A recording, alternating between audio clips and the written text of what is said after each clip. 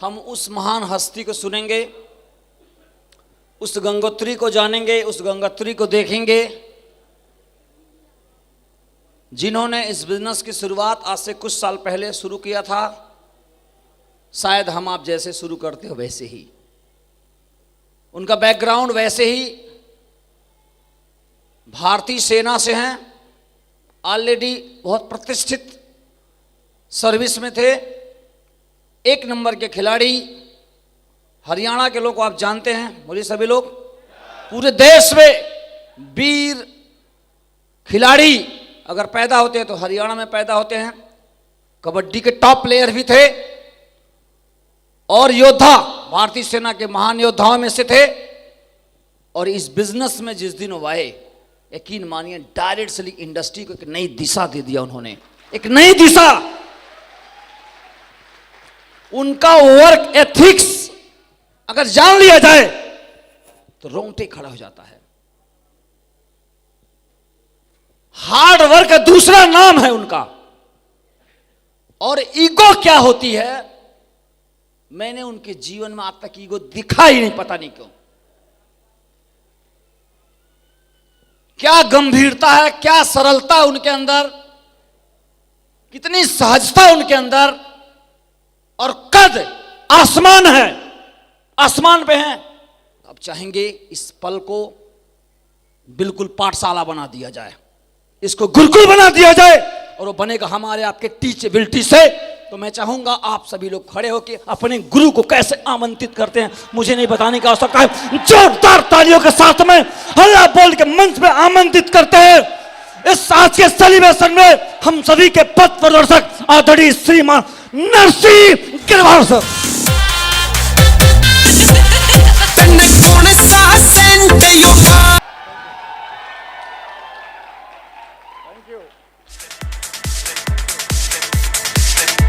दोस्तों सभी को नमस्कार। नमस्कार इंडिया। एक्साइटेड है? एक्साइटेड तो होना ही था। मैंने सुना है कि अगर एक डायमंड के आदमी दर्शन कर ले श्रद्धा भाव से तो उसका जीवन तैर जाता है। लेकिन आज आपने 20 डायमंड के दर्शन किए और 3 डायमंड को साक्षात अपनी आंखों के सामने डायमंड बनते हुए देखा, तो मुझे ऐसे लगता है इस हाल में जितने भी लोग बैठे हैं इनकी आने वाली पीढ़ियां भी तैरने वाली है, पीढ़ियां तैरने वाली है, ऐसे मुझे थैंक यू, बैठिए प्लीज। दोस्तों एक्साइटेड है? दोस्तों मैं इस हॉल में जितने भी लोग बैठे हैं इन सारे लोगों को बधाई देना चाहूंगा। आज आपने 3 लोगों को डायमंड बनते हुए देखा है और आज विश्वास करके जाइए अगला डायमंड बनने की बारी आप लोगों की है। आपकी भी ऐसे ही होने वाली है, आपकी डायमंडशिप ऐसे होने वाली है। क्या उसके लिए तैयार हैं? तैयार हैं? और दोस्तों 5 स्टार होटल में बुला के, जेपी में बढ़िया 5 स्टार का खाना खिला के, डायमंडशिप की रिकॉग्निशन दिखाने के बाद भी अगर किसी को विश्वास नहीं हो तो अपना ब्लड टेस्ट कराने की जरूरत है। इसका मतलब उसमें जीत का डीएनए नहीं है टाइगर में। और मुझे ऐसा लग रहा है इस हाल में आए हैं तो सबके अंदर जीतने का जज्बा है, कुछ बड़ा करने का जज्बा है। और आपके जज्बे को बरकरार रखने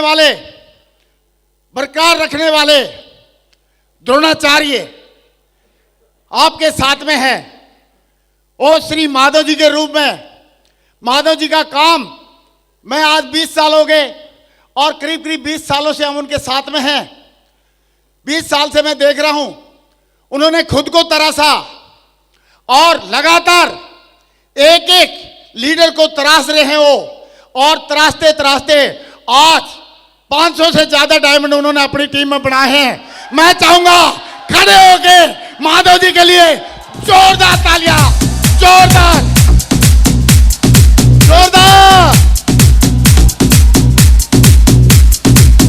wonderful, thank you very much.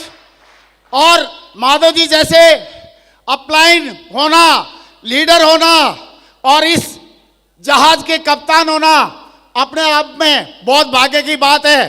तो मैं आप सारे लोगों को बधाई देना चाहूंगा और आप लोगों को कांग्रेचुलेट करना चाहूंगा। दूसरा, माधव जी के कदम से कदम मिलाते हुए और पूरे पुलिस डिपार्टमेंट को डायमंड बनाने का ठेका लेने वाले कोई और नहीं, और सबके पहले युगों में भी सिद्ध किया था उन्होंने और आज इस युग में भी सिद्ध कर रहे हैं। उसका नाम कोई और नाम नहीं है, उसका नाम परशुराम जी है। परशुराम जी, जोरदार तालियां परशुराम जी के लिए, जोरदार। Thank you very much. Parshuram ji जैसे लीडर आपके साथ में हैं, आप लोगों को चिंता करने की जरूरत नहीं है, बस उनको फॉलो करते जाइए। मैंने सुना था बिग बॉय टॉयज, जिन बच्चों को बचपन में खिलौने नहीं मिलते वो बड़े होने के बाद खिलौने लेते हैं, और इन्होंने बिग बॉय टॉयज लिए, छोटे खिलौने नहीं, छोटे बच्चे वाले खिलौने नहीं, बिग बॉय टॉयज लिए। हार्ले डेविडसन जैसी गाड़ियां, रेंज रोवर जैसी गाड़ी और फॉर्च्यूनर जैसी गाड़ी लेके दिखाई और ये सिद्ध कर दिया कि एक सामान्य सी नौकरी करने वाला बंदा यहां पे लाठ गार्ड के सपने पूरे कर सकते, लाठ गार्ड के सपने पूरे कर सकते हैं। यस और नो? दोस्तों, परशुराम जी के कदम से कदम मिलाते हुए चले बीबी यादव जी, बृजभूषण यादव जी, जिनको पर्सनली मैं जानता हूं गोरखपुर से, उनके साथ में आए घनश्याम यादव जी और फिर अच्छे यादव जी, और उसके बाद तो इन्होंने लाइन लगा दी। बाकी के तो नाम ना तो मुझे याद करने की जरूरत है ना मैं याद करूंगा, क्योंकि मैंने ठेका थोड़ी ले रखा सबका, बाकी का ये करेंगे। लेकिन मैं ये जरूर बताना चाहूंगा, ये ऐसे लीडर हैं, ये ऐसे पिलर हैं, आप इन पे विश्वास कीजिए, इनका हाथ पकड़ के चलते रहिए, और जो सिस्टम बताता है और जो ये लोग बताते हैं उन बातों को फॉलो करते रहिए लगातार। आपकी जिंदगी में भी बहुत जल्द यह दिन आने वाला है। कितने लोग उसके लिए तैयार हैं? तैयार हैं? दोस्तों, मेरे बारे में वैसे बताया, मैं गवर्नमेंट जॉब में था, आर्मी में, यहीं पे आगरा में मिलिट्री हॉस्पिटल में था। उस टाइम पे मैंने ज्वाइन किया था, और अभी नवंबर में मुझे 20 साल हो जाएंगे। इसमें कितने साल हो जाएंगे? फौज में नौकरी मैंने 19 साल करी थी, लेकिन सेफ शॉप में 20 साल हो गए। सही है, 1 साल ज्यादा हो गया। और अभी मेरा बेटा इंग्लैंड में 5 साल पढ़ाई करके आया है, वो भी इसी में काम करने के लिए मतलब चार्ज ले लिया है, वो भी इसी में काम करेगा। हमारी नेक्स्ट जनरेशन भी इसमें आ गई है। तो ऐसी महान सेफ शॉप कंपनी, हमारे महान डायरेक्टर्स और हमारे ग्रेट मेंटर्स के लिए चाहता हूं मैं जोरदार तालियां होनी चाहिए, जो नेक्स्ट पीढ़ी भी आगे यहां पे काम करे। Thank you. दोस्तों, इस बिजनेस में आने के बाद जल्दी, फास्ट और शॉर्ट, दमदार वाली सफलता चाहिए और जल्दी डायमंड बनना चाहते हैं तो एक मंत्र यहां पे हमको सीखना पड़ता है। कितने लोग उसको जानना चाहते हैं? जानना चाहते हैं? और वो मंत्र है, जिस मंत्र ने माधव जी को माधव जी बनाया, वो मंत्र है जिसने परशुराम जी को परशुराम जी बनाया, जिस मंत्र ने बीबी यादव जी को बीबी यादव बनाया, घनश्याम यादव जी को घनश्याम यादव बनाया, अच्छे यादव जी को अच्छे यादव बनाया। वो मंत्र को कितने लोग जानना चाह रहे हैं? दोस्तों, सारे लोग जानना चाह रहे हैं? सारे जानना चाह रहे हैं? वो एक ही मंत्र है दोस्तों, उसका नाम है, हमारी सेफ शॉप कंपनी का जो अभी टारगेट दिया है, वो टारगेट है, जो भी आदमी टारगेट जीतता है वो लठ काट के डायमंड बनता है, लठ काट के विदेश यात्रा करता है, लठ काट के फॉरेन ट्रिप करता है, लठ काट के लग्जरी कार लेता है। बोलते सर इस मंत्र की पूंछ उखाड़ेंगे, डायमंड बनकर दिखाएंगे, उसके लिए टारगेट जीतना पड़ेगा, जीतेंगे। और दोस्तों, माधव जी ने शुरुआत से मैं देख रहा हूं, जब से इस बिजनेस में आए, होश संभाला, सीखा, एक ही काम किया, टारगेट पे काम किया। परशुराम जी को मैं देख रहा हूं, एक ही काम किया, टारगेट पे काम किया। और बीबी यादव जी ने एक ही काम किया, टारगेट पे काम किया। घनश्याम यादव जी ने एक ही काम किया, टारगेट पे काम किया।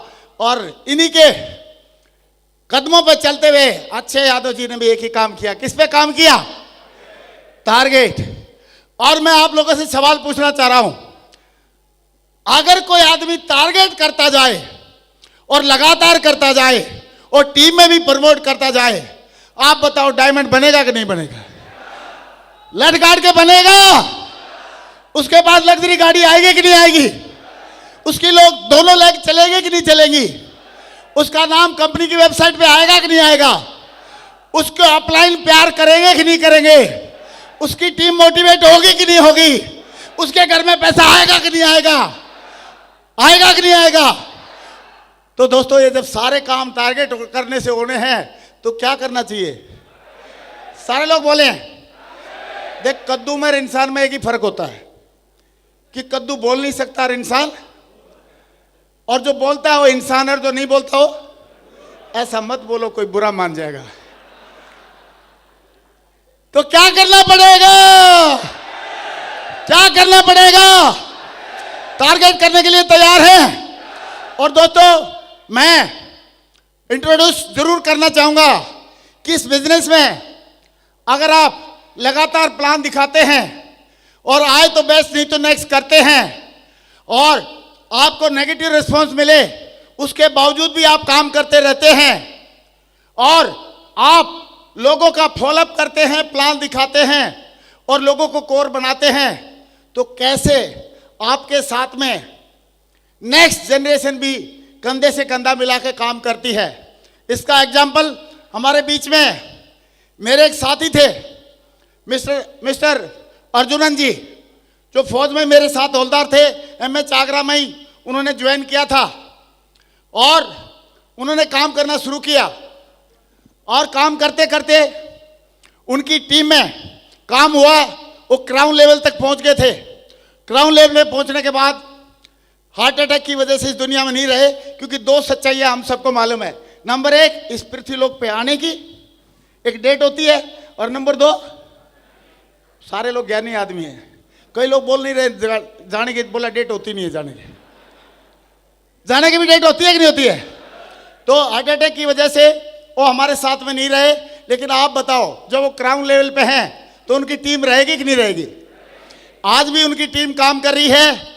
और अर्जुनन साहब के जाने के बाद उनका एक बेटा है, एक बेटी है, उन्होंने उसको टेक ओवर किया और टेक ओवर करके इस बिजनेस को कंटिन्यू कर रहे हैं। उनको क्राउन की आईडी मिली थी और आज उनकी आईडी पे क्राउन एम्बेसडर आ चुका है और उनकी बेटी यहाँ पे मौजूद है। क्यों? अनीता ने, इनके पापा नहीं हैं, 15 जुलाई 2021 में इनके पापा नहीं रहे थे, 20 में, लेकिन 4 सितंबर 2021 को इन्होंने अपने पापा का सपना पूरा करते हुए, क्योंकि उनका सपना था एक BMW 1 करोड़ की लें, तो इन्होंने 1 करोड़ की गाड़ी भी ली अपने पापा के नहीं होने के बावजूद भी इस बिजनेस से। और अनीता ने इस बिजनेस में अपनी मम्मी के भी ड्रीम पूरे कर रही है और लगातार टीम में भी अपनी सपोर्ट कर रही है। तो मैं चाहता हूं अनीता जी को सुनने के बाद कितने लोगों को लग रहा है कि सर हम भी डायमंड बन के दिखाएंगे? तो मैं चाहता हूं एक जोरदार तालियां हो जाए अनीता जी के लिए, बहुत बहुत जोरदार। Thank you. तो लास्ट में दोस्तों, क्योंकि हमको तीनों डायमंड को भी सुनना है और आज बड़ा डिसीजन एक लेके जाना है, तो एक डिसीजन आप ले लिए कि मुझे भी डायमंड बनकर दिखाना है। क्या हम डिसीजन ले पाएंगे? कितने लोग बोल रहे सर डायमंड बनकर दिखाएंगे? डायमंड बनेंगे? और कितने लोग बोल रहे सर डायमंड तो बनना है लेकिन ये वाला टारगेट भी जीत के दिखाएंगे? जीतेंगे, जीत के दिखाएंगे। तो दोस्तों, अगर आपने टारगेट जीता और लगातार ये काम करते रहे तो आपको डायमंड बनने से कोई नहीं रोक सकता। आप इस सेफ शॉप में एकदम राजा जैसी जिंदगी जियोगे, क्योंकि जो आदमी टारगेट जीतता है वो राजा जैसी जिंदगी जीता है, और जो टारगेट नहीं जीतता है वो गुलाम का गुलाम ही रह जाता है। यस और नो? तो कितने लोग बोले राजा जैसी जिंदगी जिएंगे सर? तो टारगेट जीतेंगे। तो दोस्तों, मैं कुछ एक छोटी सी बात बता के अपनी वाणी को विराम दूंगा, लेकिन उस बात में को पकड़ना है, समझना है, क्योंकि आज डायमंड बनने की कसम और मुट्ठी हमने बांधी है, किसी और ने नहीं बांधी है। सुनो, कितने लोगों ने मुट्ठी बांधी है? तो अभी टारगेट जीतने की भी मुट्ठी हमको बांधनी पड़ेगी कि नहीं बांधनी पड़ेगी? तैयार हैं? दोस्तों मैं एक ही बात बोल के अपनी वाणी को विराम दूंगा कि एक बार गुरु द्रोणाचार्य अपने शिष्यों को ट्रेनिंग दे रहे थे। आपको पता है कौरव और पांडव उनके शिष्य थे और गदा चलाने की ट्रेनिंग दे रहे थे। किसकी ट्रेनिंग दे रहे थे? गदा चलाने की। उसी टाइम पे उन्होंने दुर्योधन को बुलाया और दुर्योधन को बोला मैं आपका गुरु हूं, मुझे प्यास लगी है, गदा मारो और पानी निकालो। तो दुर्योधन लेके गदा और ऐसे बोलने लगा, गुरुजी गदा मारूंगा तो पानी निकलेगा कि नहीं निकलेगा? गुरुजी कहां मारूं गदा? तो उन्होंने बोला रुक जाओ, पीछे हट। और भीमसेन को बुलाया, बोला भीमसेन आगे आओ, गदा मारो और पानी निकालो। और भीमसेन ने ली पोजीशन और गदा मारने लगा। तो बीच में ही रोक दिया गुरु द्रोणाचार्य जी ने और एक ही लाइन बोली, बोला रुक रुक रुक। अरे बोला गुरुजी क्यों रोक दिया आपने? मैं तो मार के गदा भी निकाल देता पानी। बोला नहीं नहीं, मैं आपसे एक सवाल पूछना चाहता। बोला पूछो गुरुजी। बोला आप ये बताओ, जो सवाल दुर्योधन के मन में आया वो तेरे मन में क्यों नहीं आया, क्या बात है? तो उन्होंने क्या बात बोली जानना चाहेंगे? उन्होंने एक ही बात बोली कि गुरुजी ये दुर्योधन है, साला लटूरा है, डरपोक है, ये कामचोर है, इसको भरोसा नहीं है अपने गुरु पे, इसको भरोसा नहीं है अपनी विद्या पे, और इसको भरोसा नहीं है अपने बाजुओं पे, अपनी हिम्मत पे, मेहनत पे। लेकिन गुरुजी ये भीमसेन है, इसको भरोसा है अपने गुरु पे, अपनी विद्या पे, अपने सिस्टम पे, अपने टारगेट पे। और बोला गुरुजी ये भीमसेन है, इसको भरोसा है अपने बाजुओं पे, साला जहां गदा मारेगा वही पानी निकलेगा, निकलेगा।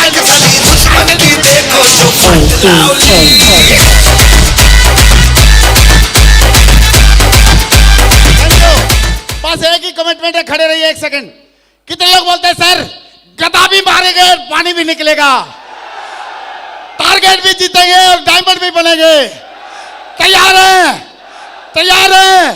Thank you very much, wish you all the best, good time.